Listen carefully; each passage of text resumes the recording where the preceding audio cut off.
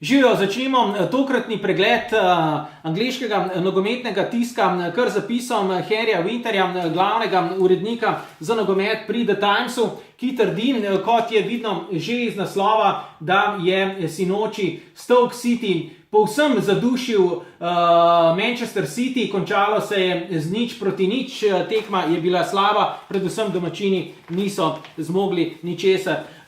Dolgočasen Arsen pa je naslov članka v The Sunu, ki seveda vztraja pri tem, da se kriza pri londonskih topničarjih le še poglablja.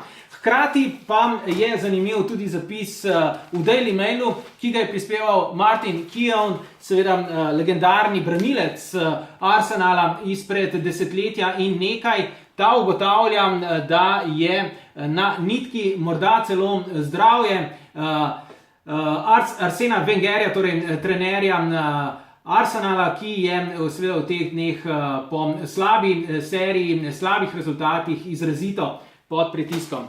Sicer pa neizpodbitno velja, da je šport velik biznis in da imate kaj hitro lahko tudi vi marsikaj od tega, oziroma kdor tvega, lahko profitira mega.